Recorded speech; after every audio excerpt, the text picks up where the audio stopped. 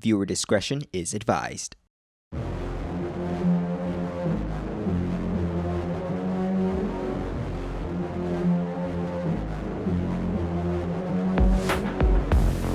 Katana Zero is a bloody, neo-noir tale about a katana-wielding assassin on a quest to uncover the truth about his past, present, and future. His name is Subject Zero, and that's almost all he knows about himself due to his employer's efforts to keep him shut in the dark. It's up to the player to take control of Subject Zero and figure out what's really happening in the city of New Mecca. Events are split into chapters, or rather, VHS tapes showing Subject Zero's memories, starting with what you will come to learn is pretty much a typical day for our assassin. He wakes up after a nightmare, talks to his therapist about it, things get awkward, the therapist gives Subject Zero his medication as well as a target to assassinate, and after completing his mission, he heads home for a cup of tea and a good night's rest. Ah yes, a normal day for Subject Zero. Subject Zero, otherwise known as the Dragon, has the ability to manipulate time, making it look effortless when he leaps, dodges, and slices his way through all opposition. Slow down the action to line up the perfect move, or reverse time to undo any mistakes. In this game, a single blow means death for both you and your enemies. Normally, that would be a pretty huge advantage for the enemies who outnumber you. But with an infinite number of retries, the Dragon can take on hordes of baddies no problem and look stylish while doing it.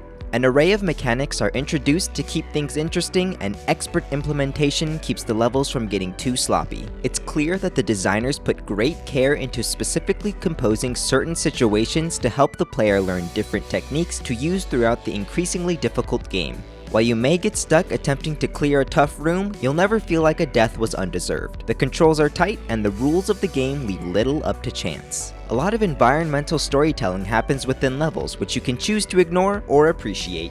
I adored the game's use of minimalistic storytelling to emphasize Subject Zero's lack of understanding. The variety of locations the Dragon finds himself in looked great, by the way. Even with the limitations of pixel graphics, Katana Zero stands out with its eye-catching use of color. After successfully clearing a section, you'll be able to rewatch the action play out from the perspective of a security camera recording. I get why the recordings are played back in black and white, but that really made it harder for me to enjoy rewatching my violent acrobatics. Maybe I'm a psychopath for thinking that. I found the NPC interactions to be as interesting as the gameplay. Some characters have unexpected depth, and others are just unexpected. The game's take on a dialogue system allows conversations to play out in real time. You can interrupt the other person and can't wait too long to reply. At times, the writing can get a bit stiff, like you're watching a movie and the actor suddenly forgot how to act, but I was still captivated by most conversations. The variety of dialogue options add a lot to the experience, allowing you to decide how curious you'd like to be about what's happening. Sometimes your choices even affect the gameplay, so think carefully. One category Katana Zero nails is the soundtrack. The electronic synthwave music played during missions matches perfectly with the neon-accented action, and the calmer tracks put the cherry on top when the game takes a second to breathe. I'll admit that not all the music is very memorable. The soundtrack is by no means a masterpiece, but it supports the game excellently. As more and more of the truth gets revealed, things start getting very confusing for Subject Zero. You'll be asking yourself, what did that person mean? Was that a hallucination? What the heck just happened? I should tell you now that before, when I said that Subject Zero could reverse time when he makes a mistake, I was lying to make it simpler to explain in terms of game mechanics.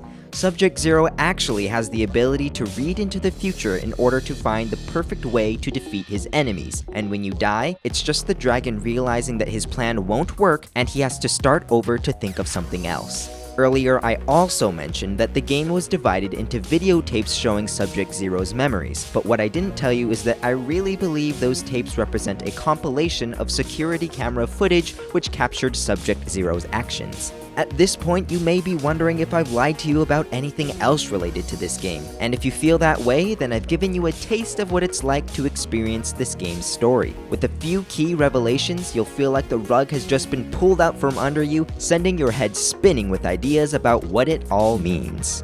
A lot of the disorientation stems from the side effects of Subject Zero's powers. Thanks to the interactive nature of gaming as a medium for telling stories, you have to suffer through those side effects along with Subject Zero. The confusion and horror of the dragon's experiences left me with thoughts that haunt me to this day. Something you should know about this game is that it's about 50% action and 50% story. For such a short game, this can really disrupt the pace of the gameplay. 1 second you're infiltrating a VIP's hideout, and the next you're watching a movie at home. I personally enjoy the pace and cinematic moments. If you're looking for something that's all action, no talk, there is a speedrun mode you might like, but it only becomes available after watching the credits roll once all the way through. If you don't mind being taken for a ride by the game's story elements, then you'll want to give Katana Zero a try. I consider Katana Zero to be an S-tier game. While it's not perfect, it got a lot of things right, and it successfully managed to be a thought-provoking piece of artwork. Thanks for watching another yocuppajoe review, everyone. I know it's been a while since I did one of these, but don't worry, I love making reviews and I'm going to be making more very soon, so be sure to like and subscribe if you wanna see them. Leave a comment if you have something to say about the game or would like to share some similar games to check out. I'll see ya in the next one. Bye-bye!